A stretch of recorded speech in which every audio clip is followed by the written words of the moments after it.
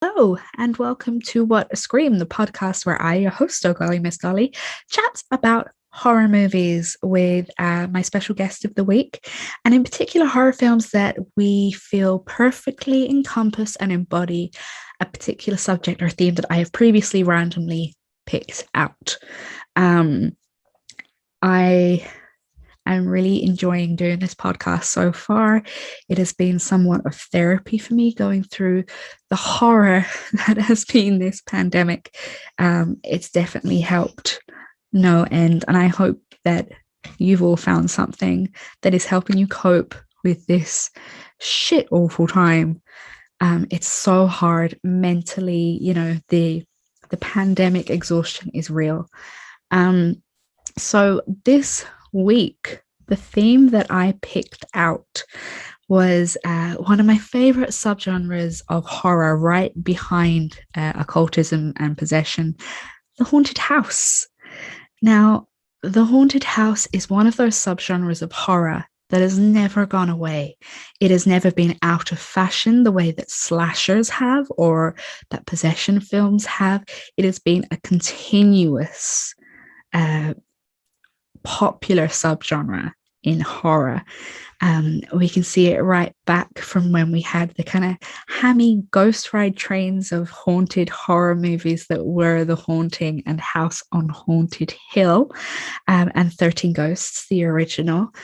And then we were brought right up to the 70s and the 80s with films like The Amityville Horror House and Poltergeist, that were a bit more visceral, a bit more evil, and really, really played up the dramatics much more than the kind of hammy spook show dramatics of the 40s and the 50s. So we saw things like bleeding walls and possessed toys like the clown in the Poltergeist, and houses built on native burial grounds. So it really upped the spook factor. And then we saw kind of a bit of a classic movie revival in the late 90s, early 2000s, when The Haunting, House on Haunted Hill, and 13 Ghosts were all remade. Now, the Haunting remake and the House on Haunted Hill remake is a bit like, meh, they're pure 90s, early 2000s CGI fests. But 13 Ghosts, I believe, is better than the original. I adore the remake of 13 Ghosts. I love the lore behind all of the ghosts. There was an extra feature on the DVD that I'm sure you can find on YouTube where they went through the whole backstory of every single ghost. And the ghosts are just so creepy. So creepy. Like, I know they were like the late 90s, early 2000s twitchy kind of ghosts, but I adore them. I love them.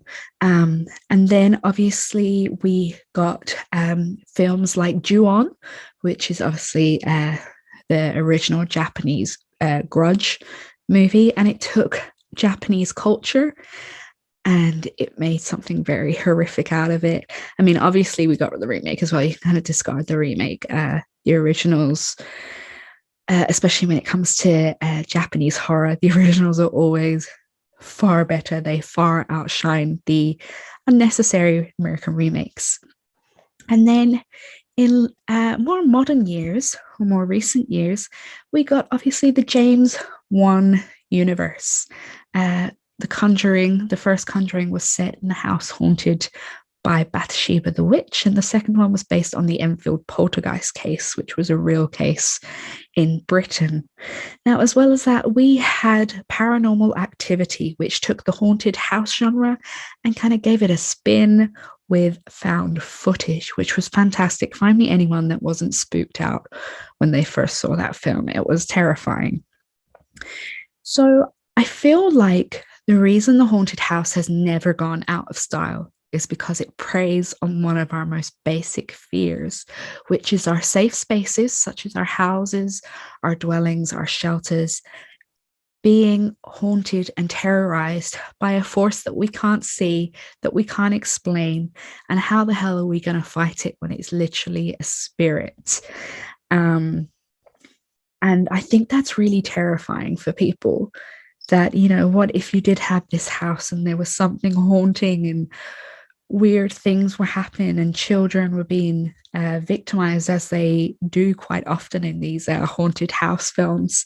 It's terrifying. And we've all been in a house where we get chills and, you know, we hear creaks in the middle of the night and it just makes you jump out of your skin. We've all had those experiences. And I feel that that's why the haunted house subgenre of horror will never go out of fashion, because we've all got houses. We will continue to have houses, hopefully, in the future. So this week, my special guest is pinup model, vintage enthusiast. She is a cabaret singer, a burlesque performer, and a fellow podcaster. It is Ruby Noir. And we chat about two haunted house films that we are both big fans of. So that is House on Haunted Hill, the original, starring Vincent Price, and then James Wan's The Conjuring, the first film. And so here it is, our little chat. So I would like to welcome to What a Scream, Miss Ruby Noir. How are you? I'm very good, thank you. How are you? Delighted to be here. I'm still here. I have my Jack Daniels and Coke. I'm all good. Excellent. I have my giant glass of red wine. It's significantly less giant than since we got the call, unfortunately. I mean, it's a Friday night, you know. It is. It's Friday night. We're happy. This is as close to a party as we're going to get at the moment. I actually have to say I was looking forward to this. Not that I don't usually look forward to my Zoom calls, because, you know, it's nice to talk to anyone that isn't a 3-year-old. But I was really looking forward to this tonight, because I was like, I get to have a drink with Ruby. It's almost like we're in a bar together or something. Get to have a kiki, get to have a bitch and a moan about things that we would have bitched and moaned about 2 years ago. Yeah, exactly. So do you want to tell us a little bit about yourself, just for anyone that doesn't know? Sure. I think if anyone is listening who does know me, they probably know me best as a cabaret performer. So I host and I sing, and occasionally I do a bit of burlesque. I'm part of the queer cabaret troupe Undercurrent. We do Seriously Camp Cabaret on the regular in not apocalypse times. I'm also one of the co-hosts of the Giving Me Life podcast. So excuse me, I do that with my Undercurrent fam, Dilemma, Lady K, and Like an Animal, and we talk about just more general pop culture. Sometimes horror comes into it, sometimes not. And then what else do I do? Is that it? I'm also a pinup as yourself. Yes, and just as an FYI for people, we are not the same person. We're not the same person. No, people often think that we are each other's doppelgangers. We've both been mistaken for each other at various different locations. Yes. By people that know us quite well, which is really confusing to me. Very strange. But there was also, I told you about this before, but just as a fun anecdote, I was stopped in a bar by a guy who I did not know. And he was like, "Oh my God, golly Miss Dolly." And I was like, "No." And he refused to believe me. He was like, "You're joking with me. You're fucking with me." I was like, "No, I'm not. I'm really not her." We're different people. I'm like 1.5 foot taller, number one. I mean, Ruby has red hair. I have black hair. Ruby was the Miss Pinup Ireland 2018. 2017, 2018, and you were 2018, 2019. Yeah. And you were a runner-up for Miss Pinup International that same year as well. Yes, and you won Miss Pinup International. There's, we have been in the few, same competitions sometimes. We have, yes. You've been congratulated on my achievements. I've been congratulated on your achievements. That's my favorite, is when we get congratulated for each other's stuff. And I'm just like, at this point, I'm just like, thank you so much. Thanks. Gorge. No, I mean, we've held some of the same titles, and we also, we're both singers. We do look kind of similar. I think if you color swapped us, definitely. I think if you I still think that black. Yes, exactly. Or you dyed your hair red. I still think that we should do a conjoined twin act. I think that would be amazing. And people would be like, wow, they aren't the same person. I know. Or I'm pretty sure that we could swap each other out in our acts and people would not know. This is also something that I would really like to do. Like if we were doing a bonbon or something, and we just constantly, we asked whoever was hosting to just introduce each other as each other's names. I think people would just get really confused for a few minutes, and I go, nah, probably. So just to reiterate that we are very separate people. We are very separate people. I was thinking, just like in regards to like intros and stuff, when I was thinking about coming on earlier in the week, and I was like, I'm kind of just a hobbyist, you know, I don't really know much. But then I remembered that I actually studied film theory at third level, and I have a qualification in film production.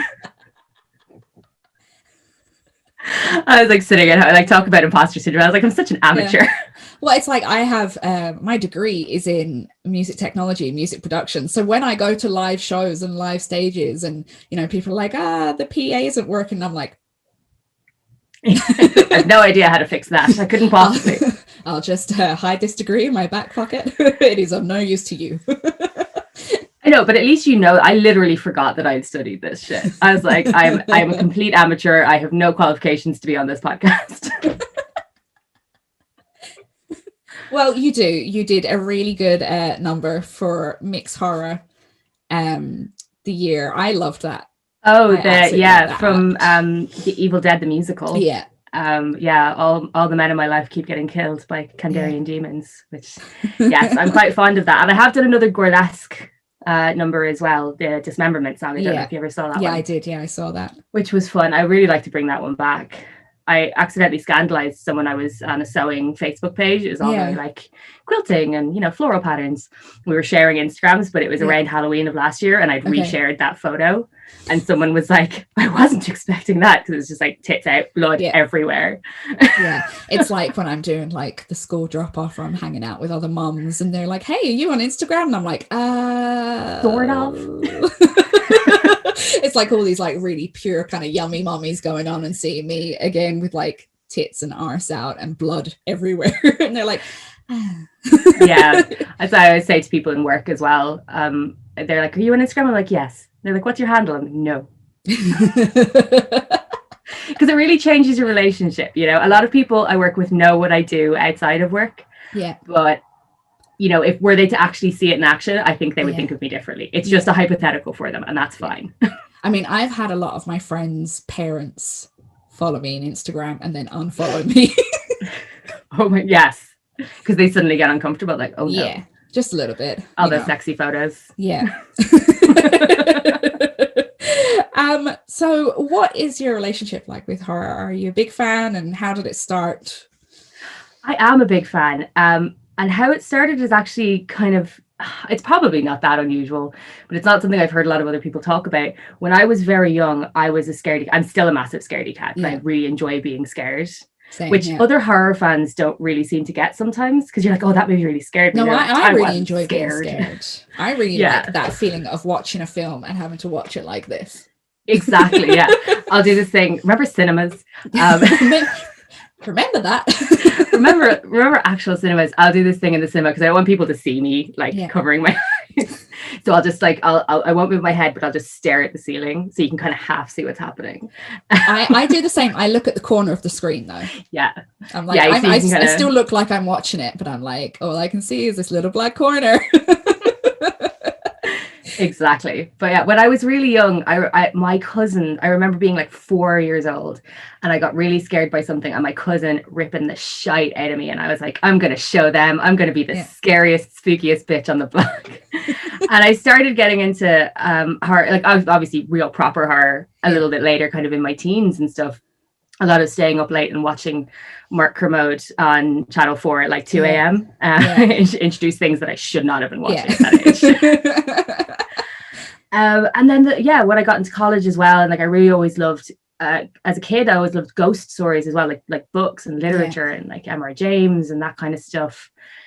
So yeah, it all just kind of came together with really, and I try to go to Horrorthon every year. Yeah, I'll try and get to see at least a few things. Back when I was in college, I used to get like the weekend ticket. My eyes would be bleeding by the end of it. Back in the days when I had disposable income and the ability to sit in one cinema for 3 days. And also not to catch, a respiratory virus. Yes, exactly. Yeah, so I don't know, and the more I studied horror, the more I got into different bits of it. Like the older I liked kind of really gory stuff, and growing up in the 90s, and it was like slasher horrors and more like very CGI heavy stuff. And then when I got into college, I kind of got a lot into horror history in that very early kind of like 40s and 50s Hammer horror and the old RKO pictures like Cat People and stuff like that. I loved horror on a budget, like 40s and 50s horror on a budget, which we will discuss. Yeah. I always found fascinating because I thought like the creativity to get scares out of people always really made me smile. So yeah, that's kind of where I kind of come at it. I really like a broad spectrum of horror, but I've kind of been obsessed with kind of spooky things ever since. People don't think that because I wear a lot of colors. Yeah. But I'm a goth at heart. Yeah. Inside that black soul of yours. Yeah. I'm not wearing any colored on screen, at least. I've got very bright Freddy Krueger earrings on. But you can't really see them under my... They're cute. Yeah, I wore a little ghost brooch. Yes. From the art shop.ie. It's adorable. Just to hark back to our theme, which I'll introduce in a bit. But do you remember the first horror film you ever saw? Does Nightmare Before Christmas count as a kid's horror? I don't know. That's we had a discussion a couple of weeks ago about things that should be a horror film that perhaps are from a child's kind of film. And obviously there's like The Witches, Watership Down is definitely one of them. I kind of would, because it is like Nate, my son, has watched it a few times, and looking at it, I'm like, oh my God, it is a little bit scary. I have a very distinct memory of watching The Nightmare Before Christmas when I was youngish, and my mum walking into the room, and it was the bit when the doctor who makes Sally, he had his skull flipped open and he was scratching his brain, and my mum was like, what the hell are you watching? And then just walked out again. Yeah.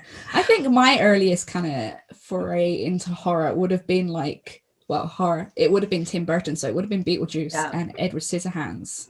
Was my earliest memory of spookiness. So yeah, I'd count Nightmare Before Christmas. It has some horror elements to it.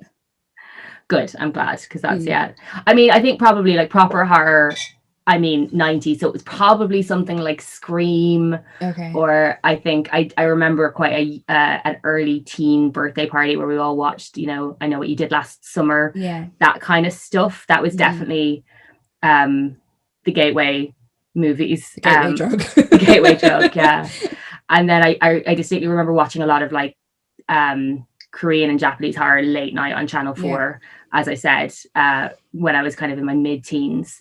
And then as well, because there was a series that Mark Kermode did, I remember it was all the video nasties, just like Cannibal Holocaust and Straw Dogs, and a really wide array of awfulness that I should not have been watching. Yeah, I think Channel 4 was, a lot of people's kind of adventure into films that they should not have been watching. I remember that was the first time that I saw Texas Chainsaw Massacre, was late night Channel 4. Yeah, good old Tobe. Yeah. Traumatizing us all. I know. And it's mad to think that he also did like Poltergeist as well, because it's so like family friendly horror. I know. And I was reminded today of a movie that he did that is slightly lesser known, called The Toolbox Massacre. Oh, yes, which I saw at Horrorthon a million years ago, and I just remember laughing so hard. I had such a good time at it. So the theme this week is one of my favorite subgenres of horror, and it's probably my second favorite, like right next to possession. Possession's like my favorite, but our theme this week is haunted houses. So how do you feel about haunted house horror? I love haunted house horror. This is one of my absolute favorites, I have to say, because this is, like I was saying, it's kind of how I really, like, when I was much younger, before I was able to watch any horror, I would read ghost stories. And I was always fascinated by them. And I'm like, I grew up in North County Dublin. Malahide Castle had some great like ghost stories attached to it, and I would be very into all that kind of stuff. So yeah, I love a good haunted house story, and I think there's not enough of them these days. I get very annoyed. Yeah, it's like, obviously horror comes in waves, and we're going to be chatting about a film from the golden era of haunted house, if you like. But really, it's more, I'm trying to think of what the fashion is at the moment, because obviously we had like slasher, and then there was the reoccurrence of slasher in the 90s. And then we had torture porn, obviously, with Saw and Hostel, which, I'm not a big fan of. But I'm trying to think, what's the fashion at the moment? It just seems to be... It's very... well, horror is very legit at the moment, because you have, like, Jordan Peele and Ari Aster doing, like, legitimately great films, but it's a bit more highbrow at the moment. Though I'm also enjoying like an element of schlock kind of coming back in. Because there was what was the one that one of the last ones I saw? I saw Annabelle 2 in the cinema. That was awful. No, Ready or Not. Which is just sort of like running around a big spooky house. It wasn't ghosts, but that kind of slightly shocky, slightly campy, but I think there's kind of two sides to it at the moment. There's sort of that very fun, schlocky, like jump scare kind of thing, and then you've got your higher brow sort of stuff, which is maybe one of them will get an Oscar nomination one of these days. It's getting to that point where you're going to like, horror got an Oscar nomination. Oh my gosh, heaven forfend. So the film that you chose this week, would you like to introduce it to us and give us a brief synopsis? Yes, I would. So the film that I chose is House on Haunted Hill, the original 1959 version, not the 1999 remake, which was directed by William Castle and stars, where is my cast list? Dun, dun, dun. There it is, sorry. It stars Vincent Price as Frederick Lauren, Carol Omart, Richard Long, Alan Marshall, Carolyn Craig, Leash Cook, Julie Mitchum and Leona Anderson as the rest of the cast. The Scooby Gang. The Scooby Gang, indeed.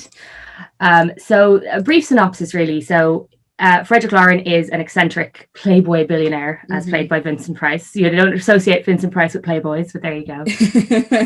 And Carol Omar plays his fourth wife, Annabelle. And for her birthday, they have decided to gather these 5 strangers together in this house, and he will give them each $10,000, which was a lot in 1959, if they stay the night. So as you do for your birthday, typical birthday celebration.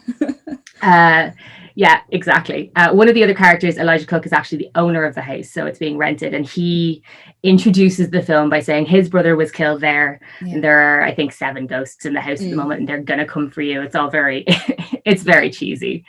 And so as the night goes on, there are sightings of ghosts, perhaps not. There's clearly a lot of shenanigans going on.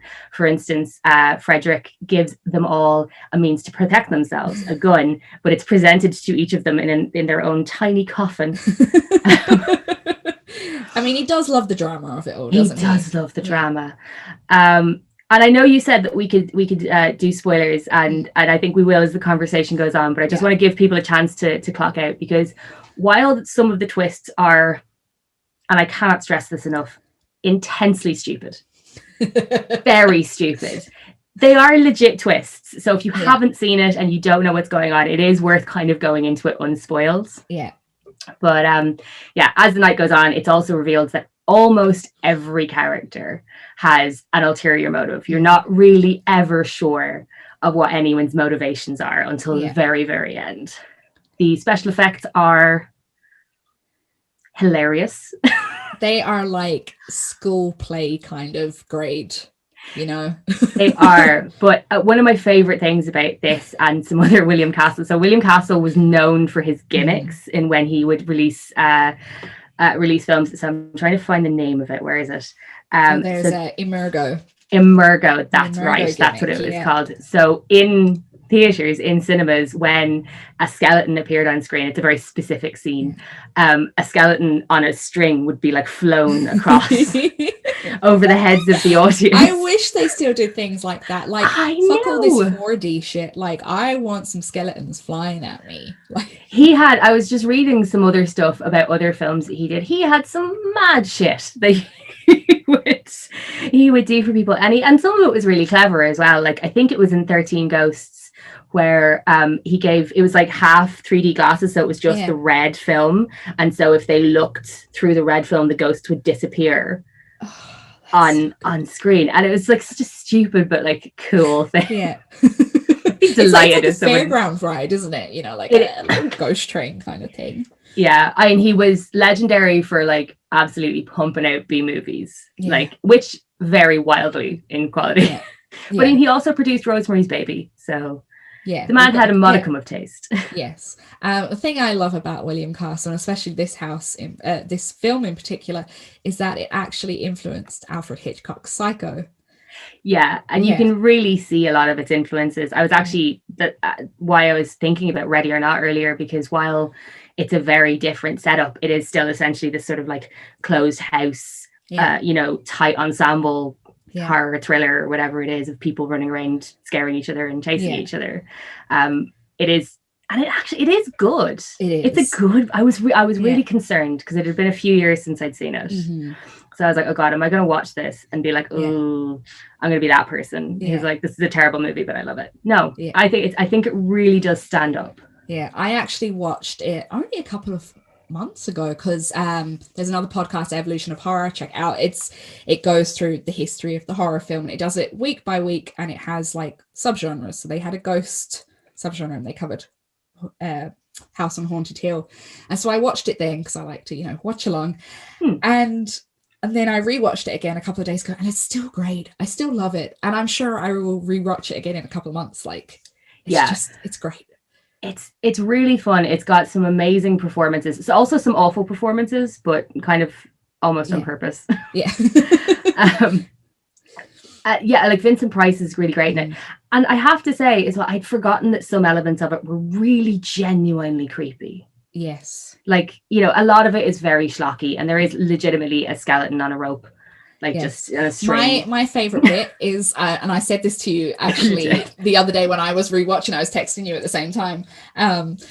There is a bit where the housemaid pops up behind and gives a bit of a jump scare. And it's literally this old woman, hands like claws, kind of she's so funny. gurning, and then she rolls away like she's on a roller skates or something. Someone's pulling her on a pulley on like a wheel probably system. Literally what it was.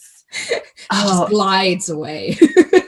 And I was rewatching it the day after you sent that to me, so like I knew when it was coming, so I was like, old lady on roller skates. Yay.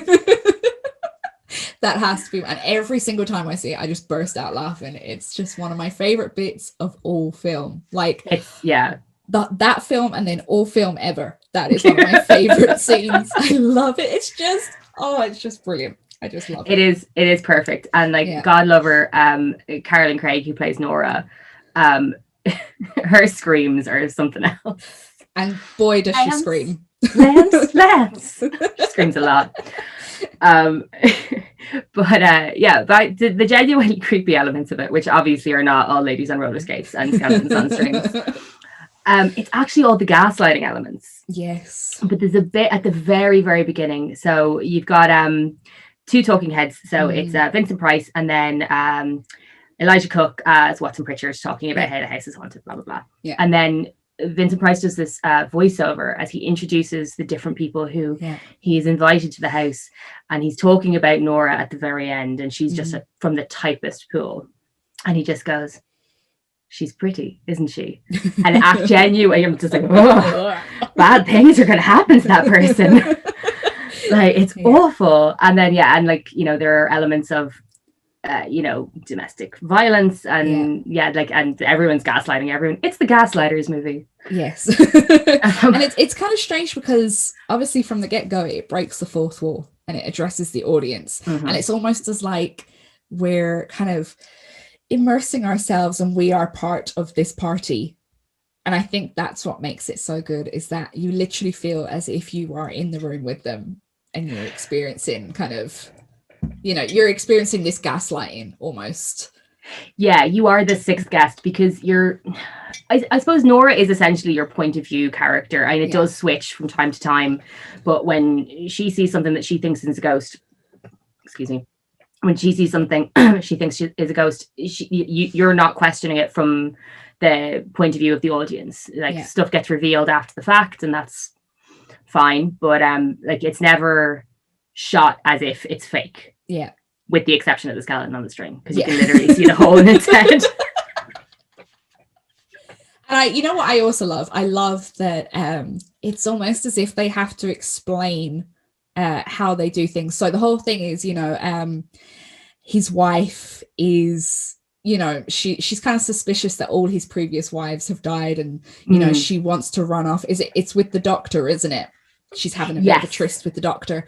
Yeah, the psychiatrist who's like, everyone's hysterical. Yeah. And she pretends to be hung, and when he comes to her chamber and she's lying there as if she's dead, and then she sits up and she's like, help me out of my hanging harness.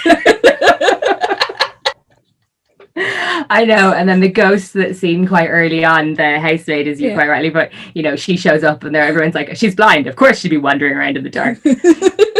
Doesn't explain how she moves like she's on wheels, but I just love that they have to explain everything rather than, you know, leaving it up to our imaginations. William Castle's like, no, we have to explain absolutely everything. Well, I mean, that's kind of the gag of the film, isn't it? It's because like it's played sort of like, you know, at the beginning and the end, Pritchard, that character is like, but also ghosts maybe. But the gag of it is, it's like, are ghosts real? No, not really. And like that idea that is introduced quite early on of like mass hysteria, and that you can really convince yourself that you've seen something if you're scared enough. Yeah. You know, that all kind of plays into it. So it does make sense that they explain, however ham-fistedly, how they've done some of these things. So let's talk about the house. Yes. It's a bit of a strange one, because obviously if we look at the movie posters, it's that typical kind of haunted house look from the outside. But then when you go to watch the film, it's a completely different house. Completely. Like, it's not even of the same era. Oh, God. And, like, every room is from a different fucking house. Like, that basement is out of Young Frankenstein. The bedrooms are out of some, like, Baroque period. I don't know where the fuck this is. So the outside shots of the house in the film is, it is like an Aztec-style mansion. Yeah, it's like one of these LA kind of early to mid-century kind of builds, like, you know, 20s, 30s, I'd say. Yeah. It's a 1924 Frank Lloyd Wright house. Oh. Yes, I looked that up. And it doesn't look like the typical haunted house at all. No. Not at all. On the inside, it does a bit more. Yeah, the sets sets are completely unconnected to its exterior. So it's a little bit confusing, and kind of, it almost kind of mirrors the fact that this isn't exactly a haunted house film, because there is no ghosts. Or are there? Or are there? Are they coming? Are they coming for you next?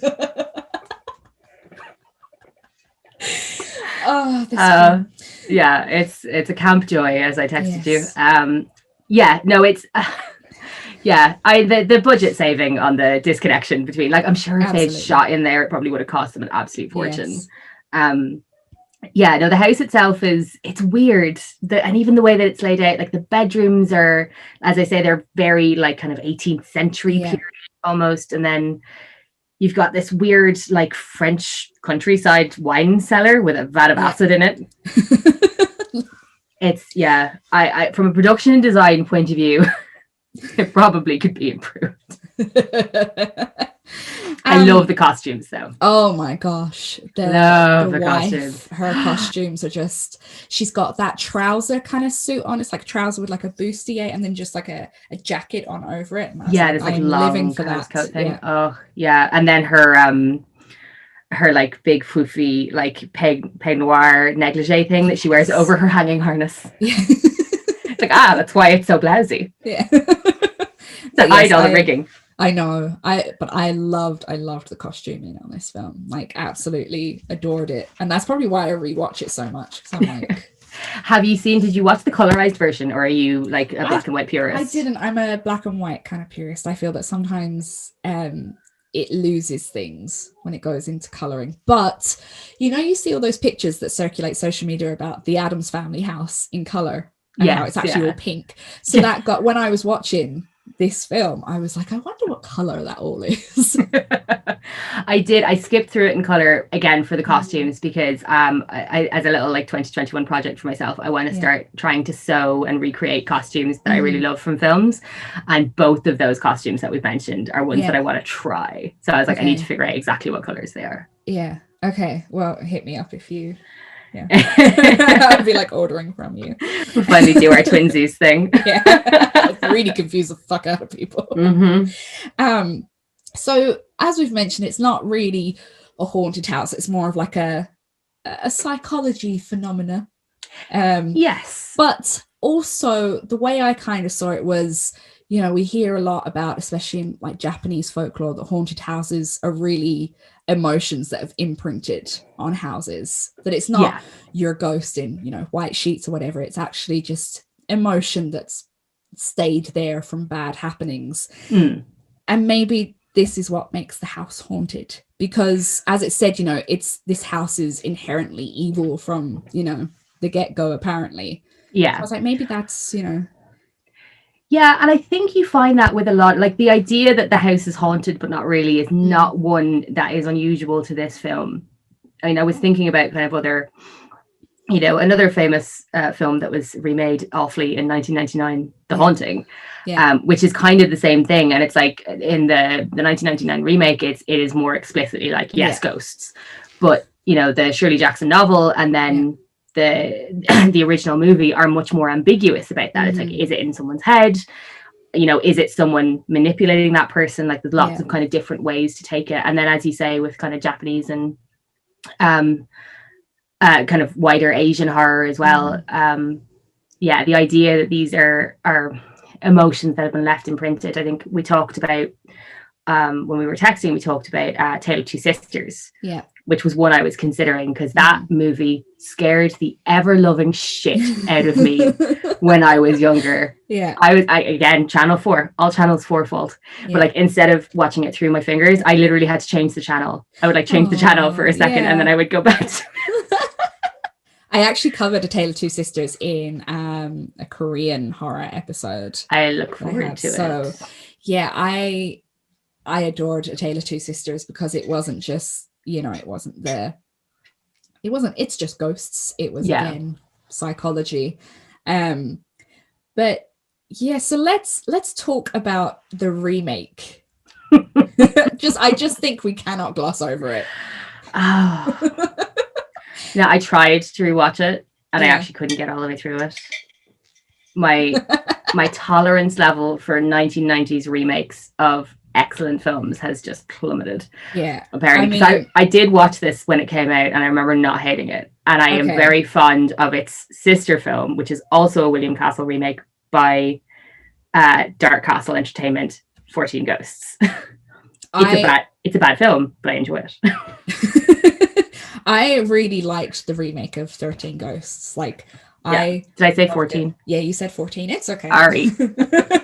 I really loved the remake of 13 Ghosts because I just loved all the lore behind each ghost. I really, really liked that. But yeah, the remake of House on Haunted Hill, I mean,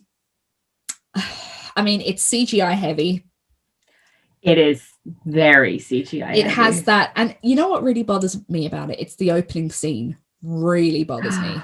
Oh yeah, so they for anyone who maybe hasn't seen it, they make the house a legitimate old insane asylum where people were horribly murdered and died in a fire and stuff. Yeah. So, you know, major spoilers, but in this version, yes, ghosts. Yeah. Very much ghosts. And to be honest, after that, I can't really remember much else apart from Jeffrey Rush just doing his best Vincent Price impression. Yeah, I know, and I do like the fact that his character's second name is Price in it. Like, I think that's a lovely touch, and it's. But yeah, I don't know. It took all the charm out of it. Like half the charm of the original is the camp aspect of it, combined with those slightly creepy things. Yeah, like, you know, you'll go from a very silly scene with a granny on roller skates to Vincent Price being very menacing towards his wife. Oh, gotcha. Yeah. Even though she's the one who tries to murder him in the end and not vice versa. Whereas with this, it's just sort of like terrible things happened here, and you know you're going to see, like, you know, be prepared for some spooky, insane, like, you know, mental patients, basically. Yeah. I try to think of a more PC way to say that, and it just wouldn't come to me. But this is my own fault for watching even half of that movie. Yeah, I mean, it's it's just pure of its time. You know, there's no other way of describing it. It's just of its time. Obviously, it came out the exact same year as The Haunting remake, which I have not seen. Have you not? I've not seen that. No. I watched The Haunting last night for the first time. I haven't ever seen even the original Haunting, so I watched that for the first time last night. And I have to say, I dipped out. I zoned out at one point. I wouldn't be able to tell you what the hell was happening apart from just Nell and Theo and their obvious, very strong lesbian undertones. Oh, absolutely. Yeah. You know, that carries on in the remake with Lily Taylor and Catherine Zeta-Jones. Yeah. Okay. Maybe I should watch it. I have a bit more of an affection for that remake. Like I again, you know, much like with 13 Ghosts, it's not a good movie. It was a good movie. But it I did like it more. I think like we're going to be talking about another Lily Taylor vehicle yes in a little while, and I think that was what she wanted The Haunting to be, probably. Okay. Yeah. They're weird creatures, very strange creatures. Like Shirley Jackson's novel is such like a proto-feminist text, and I don't think any version of it has yet to get to that bit of it. Yeah. What did you think of the Netflix TV version? I loved it. Okay. I hated the ending. No, I'm trying to remember the ending. That's how good it was. Yeah. Blocked it all out. The dad and one of the brothers get locked in a room or something. Yeah, they stay with the house. Right, yeah. And then they're like, we'll stay here with your sister and your mother, and the ghosts aren't really evil. Off you go into the world, children. And I'm like, what? Anyway, I really enjoyed it. But it has nothing to do with its fucking source material other than the character names and the name of the house. Yeah. Like that's it. That's kind of how I felt about the most recent one. Bly Manor. Yes, I did not finish it because I was like, you know what? I'm bored. I'm so bored. There is not enough source material to make it into this length of a series. Like, it's just, no. I actually really loved Bly Manor. Really? I know it's been very kind of Marmite with people. People have either really liked it or really disliked it. I fucking loved it. I thought it was like, it's not scary in the same way The Haunting of Hill House is. It's more of a mood piece. Yeah. You know, there's one or two scares, and that's, you know, with your man in the window and that kind of shit. Do you care about spoilers? No. At the end. So I thought the fact that they dedicated 40 minutes out of a 50-minute finale to two lesbians living their cottagecore life, just owning a florist and being like, more wine? Yes, please. Let's go be lesbians. I was like, sure, yes. More of this content, please. I was like, maybe if they'd done a bit more than that, I would have carried on watching it. Yeah, I know. I actually really loved it. But yeah, I know other people have very different feelings about it. Much like Haunting of Hill House, I think if you don't think of it as an adaptation of The Turning of the Screw, it becomes a million times better. Yeah. And I think, you know what it is, just before it came out, I had watched a movie adaptation that came out very recently. I think it's called The Turn or The Turning, and it was actually filmed in Bray. Oh, really? Up at Kill I can't think of the name. Kilruddery? That's the one. Yeah, Kilruddery. It was filmed up in Kilruddery, and it's got like Finn Wolfhard. Yes, yeah, the one from Stranger Things. Yes, it's got him in it. And they're walking across Kilruddery, and I'm like, I know that place. So yeah, I had just watched that very recently, and then watched that, and I was just like, oh, you know what? I think I'm just a bit turn of the screw overload kind of. You're turned out. Yes. So I have to keep looking at the name House on Haunted Hill because I keep getting mixed up with Haunting of Hill House. Yeah. It's like they're very easy to get mixed up, to be fair. I do exactly the same thing myself all the time. So like in my head I know they're very different, but yes, kind of. Both gothic kind of haunt. Anyway, House on Haunted Hill, would you recommend it to people? Fuck yes. Yes. Fuck yeah. And the best thing is that this, along with a bunch of other Vincent Price vehicles, are actually free to watch on YouTube.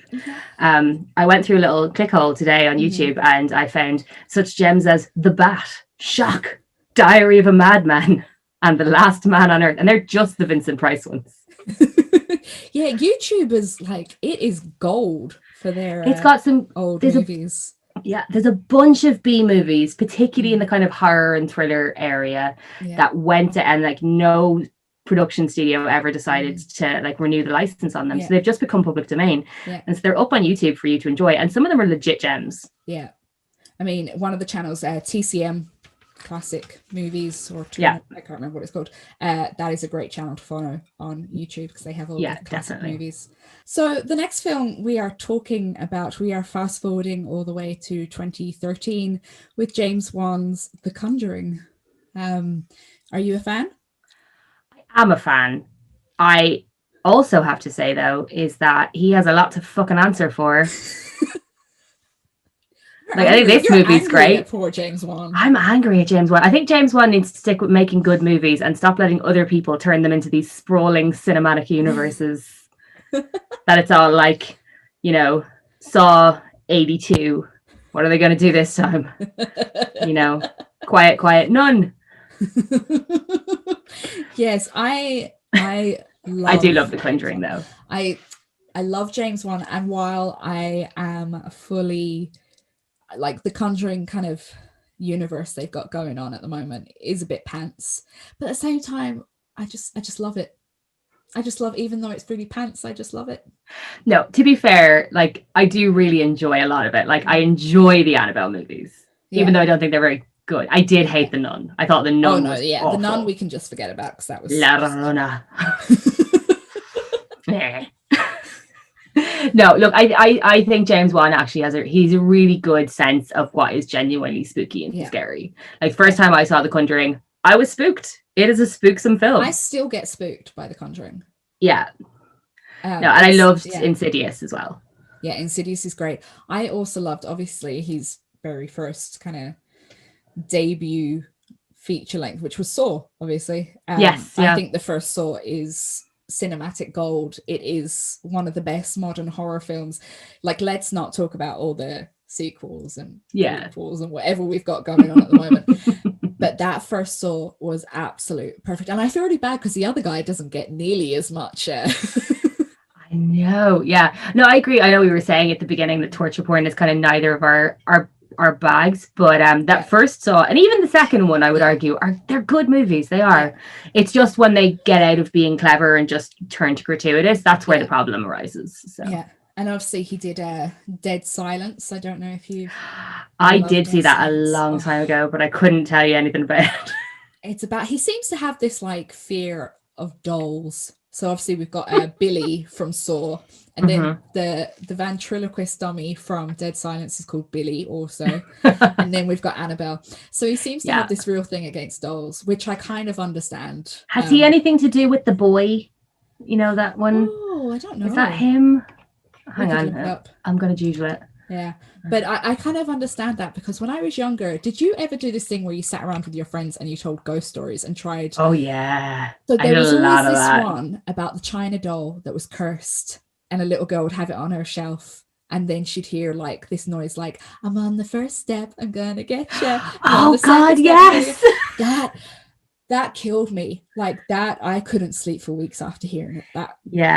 Yeah, I remember that one. It was always do you remember like drip, drip, drip and stuff like that? They were always the ones that freaked me out. Like the dog under the bed. Yeah. And then my great aunt, she collected China dolls, and when she sadly passed away, she passed a few of them on to me. And they are in the attic. They are not coming out of their boxes.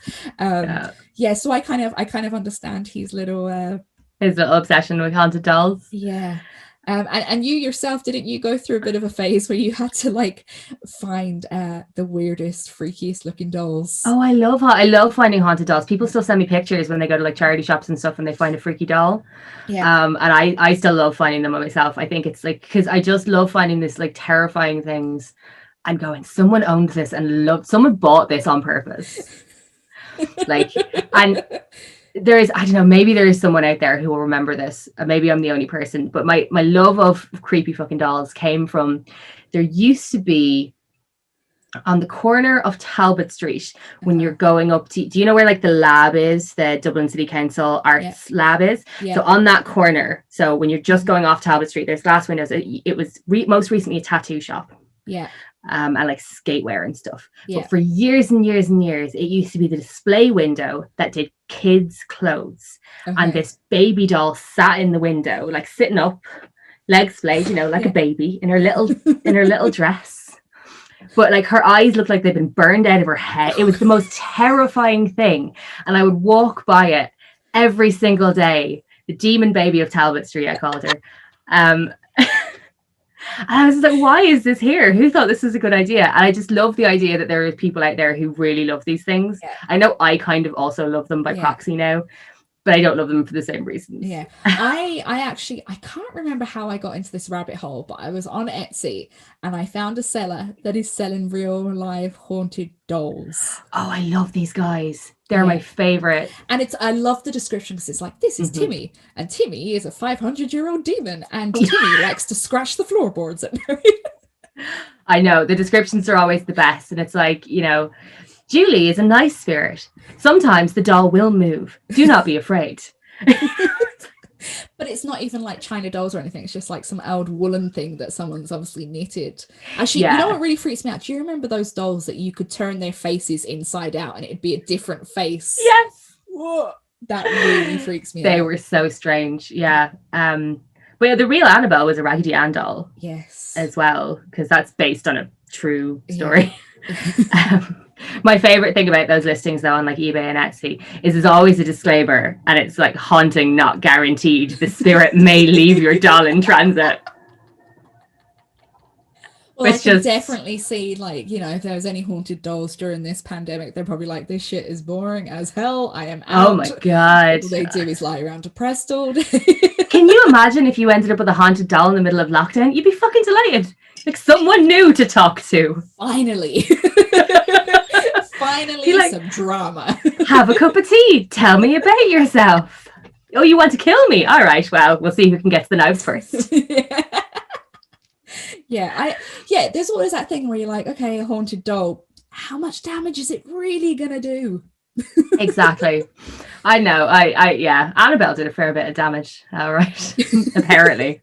I just have a soft spot for James Wan. I think he has brought back the theatrics to good old haunted horror. Yeah. And I think that's why I like him so much. I'm kind of glad that he didn't carry on with the whole Saw kind of let's do another torture porn film. I'm glad that he has gone forth into good old-fashioned horror, and that's exactly what The Conjuring is. Yeah, I completely agree. Like, I remember going to see a double bill of Insidious and Insidious 2 in the cinema, and I hadn't seen either of them yet. And I was so delighted because I was like, this feels like a 70s haunted house movie. I loved it. Yeah. No, and I completely agree with you. I think The Conjuring is a great, genuinely scary haunted house movie. And it's like, because everyone plays it so straight. Yeah. But it really helps. Yeah. Like there's no camp in this one. No, there's not. And I know, you know, a lot of people kind of naysay the jump scares, and, you know, he does this thing where it's like really, really quiet and then really, really loud. And, you know, but you know what? It's effective. And that's what, you know, people kind of want to go to the cinema to do, is to get scared. Yeah. And like, the thing is, I think that when he's at his best, he does use like quiet, quiet, bang. Yeah. In the best way. Like, you know, I already discussed quiet, none, not a good strategy. But like with The Conjuring, like there are bits of it that are so genuinely creepy and scary, like when she's stuck down in the basement, and that does go from very quiet to very loud. Yeah. You know, I think there's legitimate criticism for that technique, but the clapping, oh, that freaked me the fuck out. I watched it again last night and I still got freaked out by it. So like, oh no. I always just coming over the wardrobe. That is I thought that was the most effective bit. But, it's really well done. Yeah, it is. So the whole the setting of it is actually set in the 1970s. So we get this kind of vintage, what's the word? Aesthetic. Vintage kind of, not insomnia, because that's when you go to sleep. What's the word? I've completely forgotten the word. Nostalgic. How did I get insomnia from nostalgia? Anyway, okay. This nostalgic feel, and it follows the real life paranormal investigators Ed and Lorraine Warren, who are real people who investigate the supernatural and Ed was an exorcist, even though he is not a priest. He was like the only Catholic Church approved exorcist who wasn't a priest, apparently. And there is this family who've moved into a house, and strange things start happening. So their clocks stop at exactly 3:07. There are strange noises. The girls in the bedroom feel and see things in the dark. And it all gets a bit violent, as haunted houses do. Yeah, proper poltergeisty style. Yes. People getting flung around all over the place. Yeah, all that fun stuff. And as you said, there's the clapping. You know, they have this game where they have the clapping game where you have to like, it's almost like hide and seek. Yeah, it's sort of hide and seek, but you're also blindfolded, so you clap and then people have to kind of echolocate you, essentially. Yeah. And we've got the youngest one who sees a boy called Rory. Their dog dies, which is awful. It's like in the opening 10 minutes of being introduced to this family. The minute that dog refuses to go inside that house, though, I was like, that dog is dead. Yeah. Dead dog. Not a chance.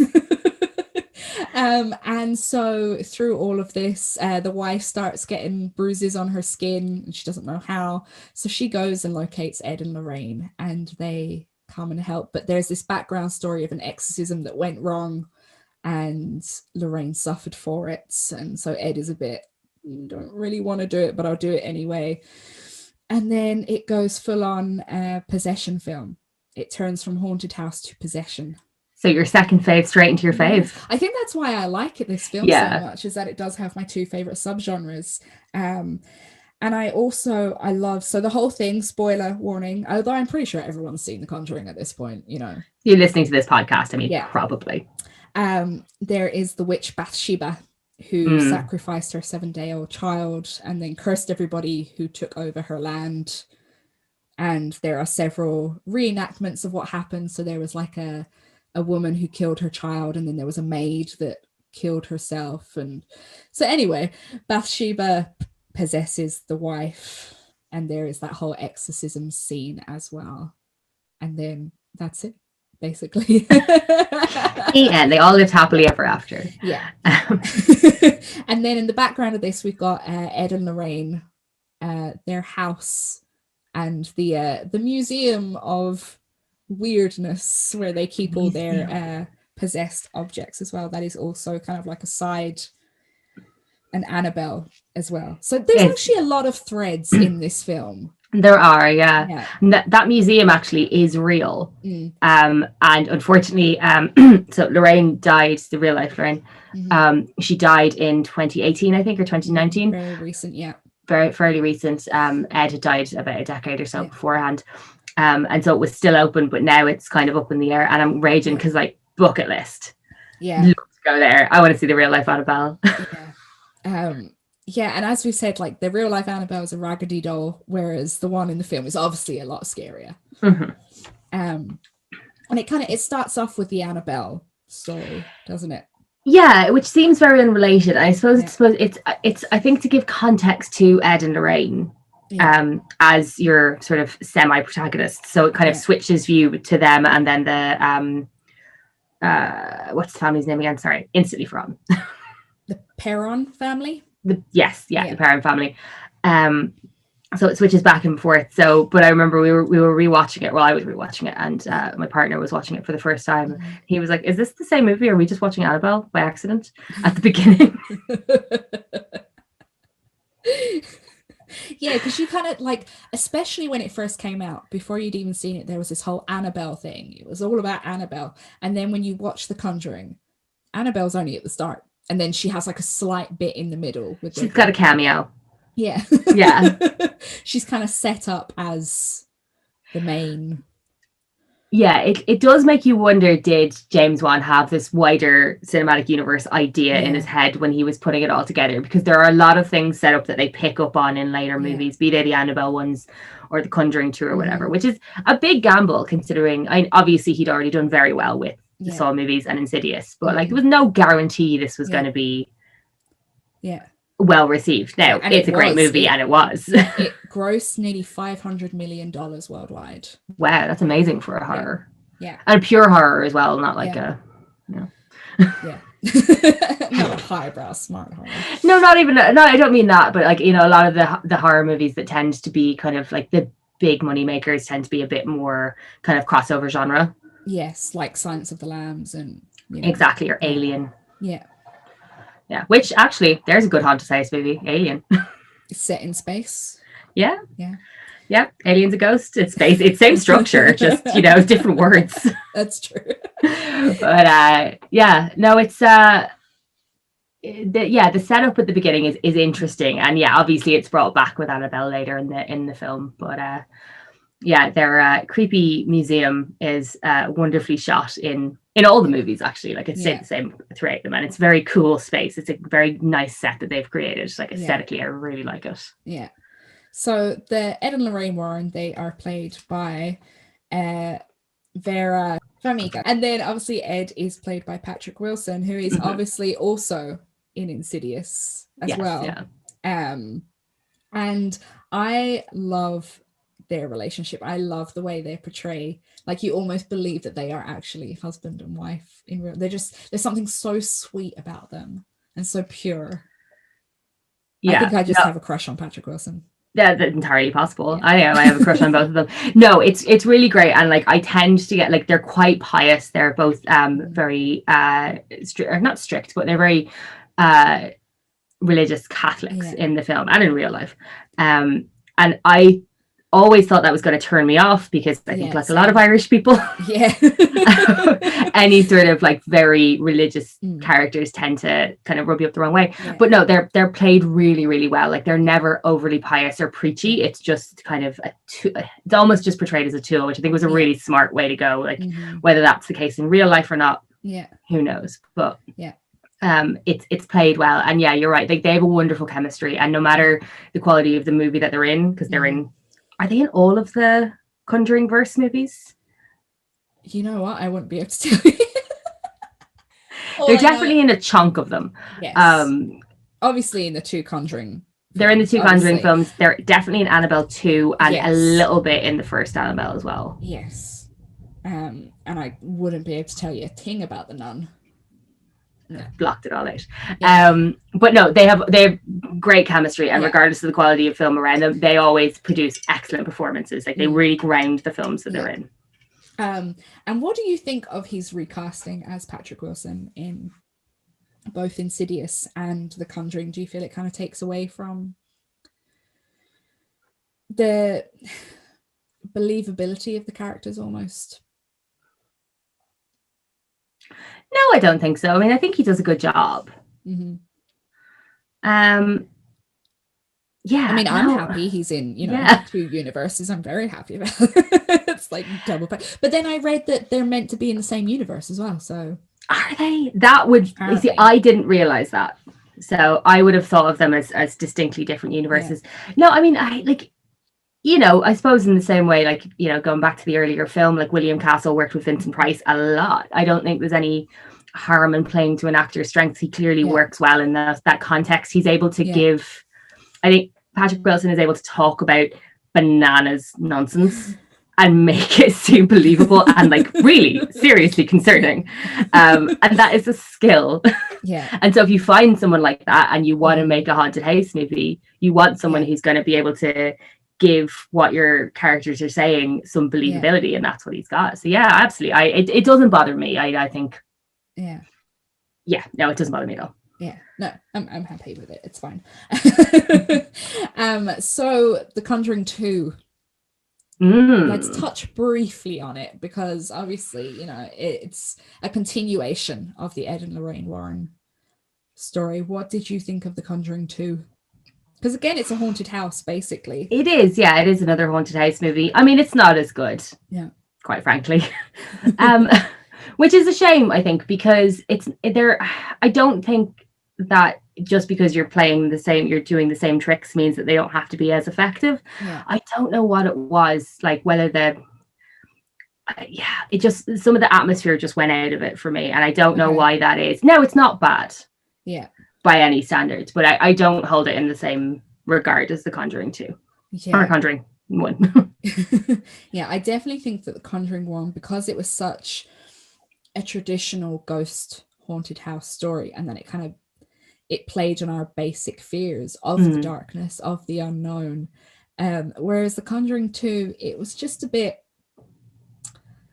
I don't know, I think maybe because I knew all about the actual case, the obviously the Enfield poltergeist case. The Enfield haunting. I don't think Ed and Lorraine Warren had anything to do with it. I actually don't know, because they mentioned the Amityville haunting at the end of The Conjuring, which they did have an involvement in, even though obviously everyone knows it's subsequently a hoax. So it does seem like a strange choice to go with a famous haunting that they weren't involved in. Yes. But I don't. Do you think maybe, like, one of the great things about the haunting is The Conjuring, Jesus, is that it takes them a while to let their monsters out of the closet, if you will. Yes. Like, you don't see anything really, a couple of flashes here and there, but you don't see anything for ages. And one of my favorite bits is when the daughters are in their bedroom, and one of them is like, someone's standing behind the door. There's nothing there. Yeah. Like in the scene, but you know that she is seeing something, and that's way scarier than having a monster standing in the corner. Absolutely. And I think maybe that's something with Conjuring 2, is they kind of, like, you can see a lot more of what's happening much earlier. Yeah. And like, that's when it gets, the minute that Bathsheba comes over the wardrobe, it gets less scary from that moment on, because you've seen the monster. Yeah. I mean, you know what you're looking for. Yeah. It's definitely that thing of what you can't see scares you more. Definitely.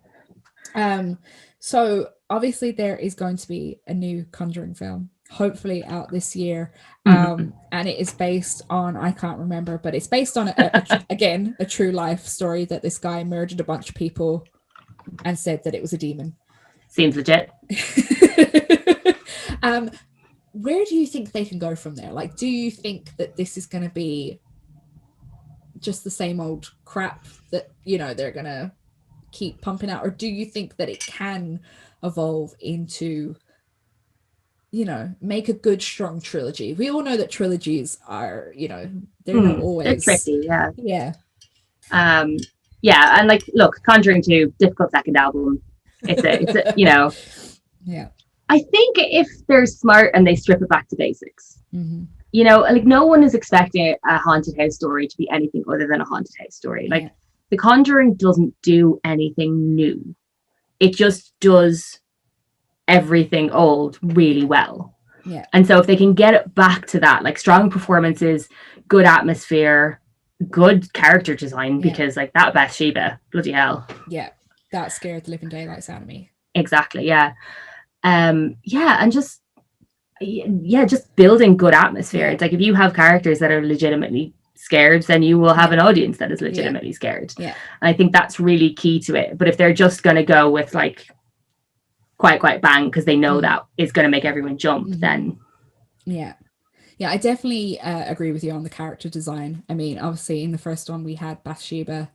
The second one, it was a bit all over the place. I mean, obviously we had the nun, and she was the standout character for the second one, even though she's not really the main problem within the house, but she was very striking visually, and people kind of hooked onto that, obviously because we got a whole backstory that was completely pointless. Anyway, we will not talk about that pox on this goddamn nun. Whereas with The Conjuring 2, we had obviously the old guy who was the ghost, and then we had what was the name of the twisty turvy guy? I can't remember. I genuinely can't. I was just thinking about it there. I was thinking about it, and I was like, is there a rhyme that goes that it was like, there is a crooked man who lives there is a crooked man who lives in a crooked house. That's definitely a thing. So they had that character in it, and it was like, but why? I mean, and I suppose that was, do you know what I suppose the real crux, the issue with Conjuring 2 is that they did have all those random things, but because the Conjuring, the original, had such a strong central storyline, you knew why all those different characters, those different ghosts were there, and like you were slowly peeling back the layers on the story of the house, and the fact that there wasn't just this one big scary ghost, there was multiple other ghosts that were operating with their own agendas and stuff like that. Whereas when you get to 2, they just kind of threw a bunch of stuff together and it didn't really make sense. And you're like, well, exactly as you just said, why? Yeah. Which worked in Annabelle. Yes. A bit more, and Annabelle 2, because they were a bit more fun and schlocky. Yeah. They were just, they were just going for kind of mainstream appeal, and there's nothing wrong with that. Yeah. But you're doing one or the other. You're either telling a very specific story, or you're going for loads of ghosts, loads of scares. Yeah. So The Conjuring, would you recommend it to people? Oh yeah, definitely. Yeah. And watch certain elements through your fingers. Yeah. I mean, I think it's great for horror fans because, as we said, it is a good nostalgia ghost story. It's also good for people that just want to have a good scare. Like if you're taking a date to watch a movie, it's kind of good. I keep saying like you go to the cinema, but there is no such thing as cinemas anymore. Yeah. Get on Zoom together and share your screen. No. I would definitely recommend it. It's a great film. Regardless of the many things that have followed, like it's really well made and very entertaining. And so out of the 2 films, which one would you recommend over the other? Over the other? They're so different. I know, but there has to be one. It's the rules. Okay, fine. I think, and this is not a genuine preference, this is just, I think more people would enjoy House on Haunted Hill. Because I think that can be enjoyed by horror and non-horror fans alike. Yeah. Whereas I think The Conjuring is like, if you do not like horror, you are not going to enjoy that film. Yeah. I mean, The Conjuring is probably one of my favorite modern films. Like, I adore it. But I'm kind of in agreement. I think The House on Haunted Hill is just so enjoyable. It's just good fun. And I think it's important to have fun. It's exactly the recommendation you're looking for in a horror podcast, isn't it? Good fun. It's good old-fashioned campy fun. No, but it is. Yeah. So coming to the end of this, what do you think is the future for haunted house horror? Do you think there is a future? I definitely it's been exhausted. No, goodness no. People will still keep telling these stories because these are the stories that we tell each other as kids. Like, if you're going to go stay in a castle, what are you going to look up? The ghosts. History, yeah. There's like I don't think that there's going to be like a massive amount of innovation in the haunted house genre, but I still think there's room for great stories to be told. I mean, even if you look at, like we were talking about Ari Aster earlier, Hereditary, or as I like to call it, her head hit a tree. They did steal. I can't actually take any credit for it. Like that is also a haunted house movie for a good chunk of it, at least. It's telling a different story from that point of view. So yeah, I think there's going to still be really enjoyable haunted house movies to come. Yeah, I will always go and see them anyway if they come out. I think as long as people are still scared of the dark, scared of the unknown, things that go bump in the night, it's something that we're all kind of base level scared of. Like even when we think about The Conjuring, a lot of the scares are very, how to, she's looking under the bed, what's under the bed, there's something behind the door, but it's all things that we've done. Like, oh yeah, you look under the bed, you're like, oh my god, what if there was something underneath here? Like, did you ever yeah, I know. Did you ever used to do that thing when you were little where if you needed to go to the bathroom in the middle of the night and you would jump from your bed so you're like a foot away so nothing could like reach out and grab you? Was that just me? I'm just crazy. Okay. No, that was I don't remember ever doing that. I had a thing though that I couldn't, once I put a blanket over my head, I couldn't come out until the morning, because if I popped my head over the blanket, there'd definitely be something there. They'd definitely get you, because that's how the jump scares work. Yeah, exactly. So I think as long as people are still afraid of that, Yeah. No, I think those fears are always going to be there, and those stories are always going to be told. Yeah, and even as an adult, like there's times where say I'll be walking home after a show, obviously not recently, and I'll be walking past a house and I'll just, you glance at the window and I just think, if I saw a figure there, like I would run faster than fucking Usain Bolt, like, you know, I'd be gone out of the place. It's Here's just a question. Okay. Have you ever stayed in a haunted house, or a house that you thought was haunted at the time? I like yourself had a massive imagination as a child, and I was a complete scaredy cat, and we stayed in a cottage.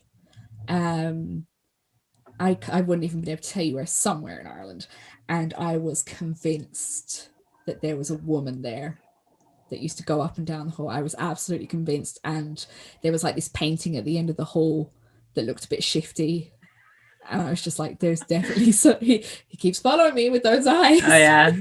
But I saw a ghost in Forbidden Planet, which is a comic book shop in Dublin. Mm-hmm. I am convinced. So, you know, downstairs, they have the downstairs bit, don't they? Yeah. So I was convinced. I used to work in Forbidden Planet. Did you? Yeah. Way back when. Oh my God. But so, you know, downstairs, right? Yeah. So I was convinced that someone walked like past the back wall, and it looked as if they'd gone like into a room behind. Mm-hmm. And then when I went down there, there's no room there. It's just back wall. And that really freaked me out. And I was like, there's definitely ghosts there. I'm not going to bother asking you about this on recording, but I will ask you for more details, because there is a back room down there. There is, and I've been in it. All right. But it wasn't that way. It was the other way. I see. Okay. Yeah. Interesting. So I'm convinced Forbidden Planet's haunted. I never encountered any spooks while I was there, but I did work in the Pierce Centre, which was the house where Paul Pierce was born. Okay. And I was a stage manager there for a site-specific play. Yeah. And I would be in there. So I would be the first one in, the last one out. Yeah. Stage manager life. And I would be in there by myself, and I used to hear furniture moving. Yeah. On the upper floors. I know there was no one else in there. Now, these are terraced houses. So the likelihood is it just came from like next door. Yeah. But it sounded like it was right above my head. And at the time I was super tired and super stressed out. Yeah. So in my head, I was like, I'm just sharing this house with some ghosts. Do you believe in ghosts? I believe that people have seen ghosts. I don't know what those are. I don't think they're like spirits of dead people. I genuinely don't. But I do believe that people have like seen things. I don't think they're just necessarily like hallucinating completely. Yeah. I think I'm more of the kind of Japanese law of, you know, places can kind of take on emotions and feelings from, you know, great events that have happened there. You know, it's like when you walk into a place and you know something awful has happened there. Yeah, I think I feel kind of the same. Like I don't believe that like people stay on. I think that's actually a really depressing thought. If you dig down, it's like, ooh. Yeah. I mean, imagine if you're just like in your house and you're wearing the worst pajamas and jogging pants, and then you die, and that's it. That is your haunting outfit. Like, no, I want to be wearing my Catherine Delish robe. But like, you know that if ghosts are real, that would be the majority of them. It would be people in like their house coats and their slippers going, please talk to me. I've been stuck here for 85 years. I just want to chat. Or like, will you change the channel? I hate this show. Like, that's what ghosts would be if they were real. Yeah. The ones that are people talk about are way too dramatic. Yeah. They're just, you know, absolute drama queens. Yeah, exactly. You're like, will you just calm down? Settle down there. Yeah, exactly. I think I'm just of the opinion that places can kind of hold on to feelings, and that is haunting rather than, I mean, obviously it's kind of weird because Ireland has such a great kind of folklore and history when it comes to ghosts and hauntings and, you know, all this kind of stuff. But yeah, I just believe that a lot of it is kind of folklore. Yeah, no, I think you're right. And like, yeah, I mean, I think everyone has a story of something that they have seen that is technically unexplained. Mm-hmm. You know, I definitely have more than one, but I don't think they're ghosts. But I do think that they're like, you know, I don't think that I just made those things up in my head either. So, you know, and those things take on lore of their own. Mm-hmm. Yeah. So just to finish off, what is your favorite horror? All right, I've been thinking about this. Okay. Can I say two? Because they're very different in tone.